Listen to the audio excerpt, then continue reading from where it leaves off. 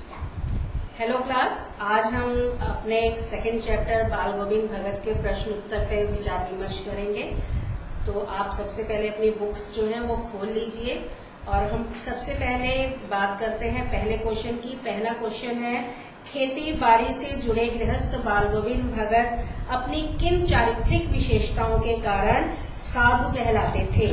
तो इसका उत्तर है पेज नंबर 70 और सेकंड पैराग्राफ में हम देखते हैं। देखिए, बाल गोविंद भगत साधु थे परंतु गृहस्थ जीवन व्यतीत करते थे, खेती बाड़ी थी, ठीक है। और फिर ये लाइनें लिखने के बाद आप सेकंड लाइन पे आइए। कबीर को वो साहब मानते थे, उन्हीं के गीतों को गाते थे, उन्हीं के आदेशों पर चलते, कभी झूठ नहीं बोलते, खरा व्यवहार रखते, किसी से भी दो टूक बात करने में संकोच नहीं करते थे, ना ही किसी से ख्वाम खा झगड़ा मोल लेते थे, किसी की चीज को छूते नहीं थे और बिना पूछे उसको व्यवहार में नहीं लाते थे। वो कभी किसी दूसरे के खेत में शौच के लिए नहीं बैठते थे और उनके खेत में जो कुछ भी होता उसको पहले साहब के घर यानी कि मठ में ले जाकर उसको भेंट स्वरूप देते और प्रसाद के रूप में जो कुछ भी उनको मिलता और उन्हीं से पूरा अपना गुजर बसर करते। तो ये था पहले का आंसर। इसको आप अच्छे से फ्रेम करके आंसर को अपने शब्दों में लिखेंगे। दूसरा है क्वेश्चन, भगत की पुत्र वधू उन्हें अकेले क्यों नहीं छोड़ना चाहती थी?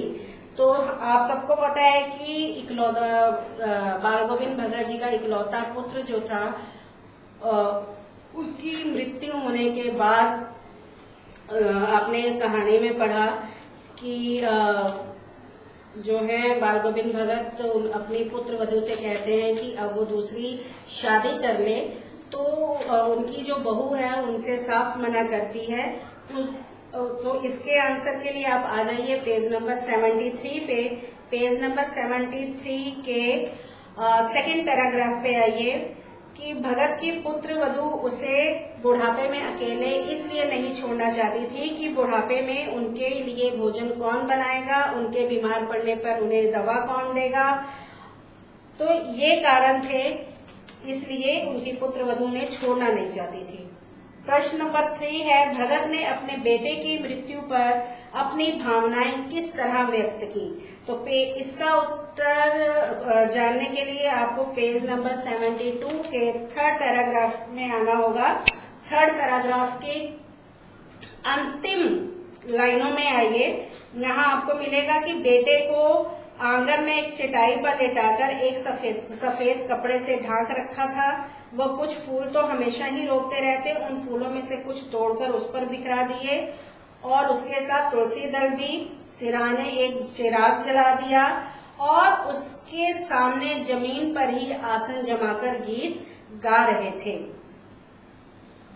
इसके साथ साथ आप थोड़ा सा 2 लाइनें छोड़ दीजिए और गीत गाते गाते कभी कभी पोतोहू के नजदीक भी आते और उसे रोने के स्थान पर उत्सव मनाने को कहते और ये कहते कि इसमें रोने की कोई बात नहीं है, खुश हो, उत्सव मनाओ, क्योंकि आत्मा और परमात्मा का मिलन हुआ है, आत्मा परमात्मा के पास चली गई है।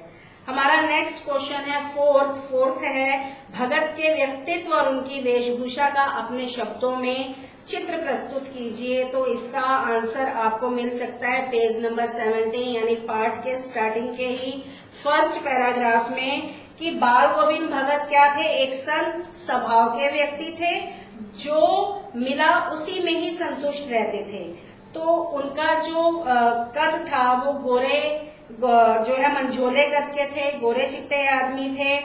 वो लंबी दाढ़ियां जटाजूट नहीं रखते थे, हमेशा उनका चेहरा सफेद बालों से ही जगमग किए रहता, कपड़े बिल्कुल कम पहनते, कमर में एक लंगोटी मात्र और सिर में कबीर पंथियों की सी कनफटी टोपी।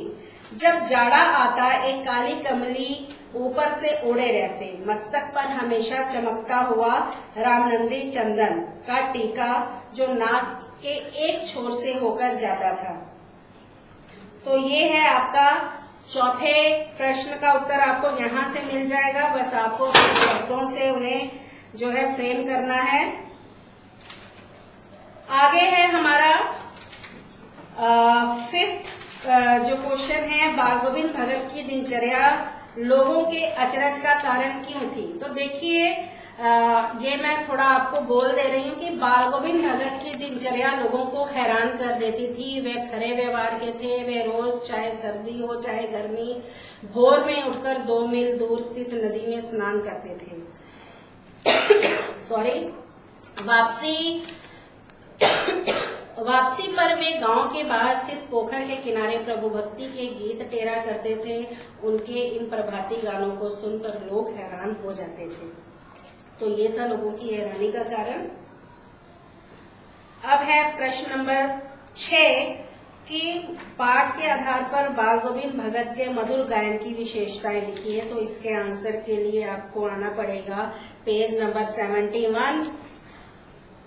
71 पे आइए। First paragraph. बाल गोविंद कबीर के पदों को गाते थे और उनके गीतों को गाते हुए ही जो है उनका एक एक शब्द संगीत के जीने पर चढ़ जाता और कुछ ऊपर स्वर्ग की और कुछ वो नीचे जो है पृथ्वी की ओर भेजते उन अपने संगीत के सुरों को।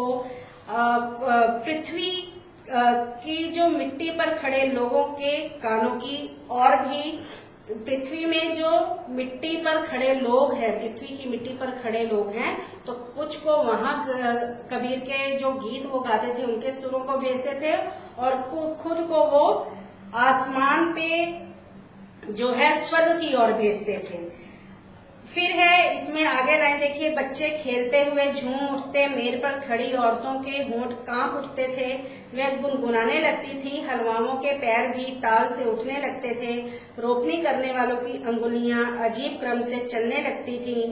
बाल गोविंद भगत का ये संगीत नहीं, उनका जादू था। और क्वेश्चन नंबर 7 है कि कुछ मार्मिक प्रसंगों के आधार पर यह दिखाई देता है कि बाल गोविंद भगत प्रचलित सामाजिक मान्यताओं को नहीं मानते। पाठ के आधार पर उन प्रसंगों का उल्लेख कीजिए। तो देखिए आपने पूरी कहानी पढ़ी होगी तो वहाँ हमको पता चलता है, अलग अलग जगहों पर हमको पता चलता है, जैसे कि वो साधु नहीं थे, साधु थे परंतु गृहस्थ रहकर वो साधु परंपराओं को निभा रहे थे। एक साधु के जो कर्तव्य होते हैं, जो नियम होते हैं, उनका पूरी तरह से वो पालन कर रहे थे। दूसरा, उनके बेटे की मृत्यु के समय हम देखते हैं कि बेटे की मृत्यु पर वो रोते नहीं है, बल्कि वो खुशी से झूम उठते हैं, गीत गाते हैं, अपनी बहू को भी उत्सव मनाने के लिए कहते हैं, उससे कहते हैं कि रो नहीं, आत्मा का मिलन परमात्मा से हो रहा है। फिर अगर बात आती है चिता में आग लगाने को अपने पुत्र की, तो वो अब खुद ना अपने पुत्र की चिता को आग लगाकर अपनी बहू से कहते हैं, अपनी बहू से अपने पुत्र की चिता में आग दिलवाते हैं। और लास्ट में हम एक और उनका ये देखते हैं कि वो अपनी बहू को कहते हैं कि वो अब दूसरा विवाह कर ले। तो इन 4 आधारों पर हम कह सकते हैं कि बाल गोविंद भगत जो हैं वो हमारी जो सामाजिक प्रचलित मान्यताएं हैं उनको वो मानते नहीं थे। और अब बात आती है 8वें प्रश्न की। तो 8वां प्रश्न है, धान की रोपाई के समय समूचे माहौल को भगत की स्वर लहरियां किस तरह चमत्कृत कर देती थी, उस माहौल का शब्द चित्र प्रस्तुत कीजिए। तो इस क्वेश्चन का आंसर मैं नहीं दूंगी, ये ऑलरेडी मैंने डिस्कस अभी किया है, आपको खुद खोजना है इसका आंसर, ये आपका होमवर्क है। और मुझे पूरी उम्मीद है कि आपको ये क्वेश्चन जो है इनके आंसर समझ में आ गए होंगे। आपको इनके आंसर को अच्छे से समझ के अपने शब्दों में उसको अच्छे से लिख कर आपको अपने नोट्स को प्रिपेयर करना है। धन्यवाद।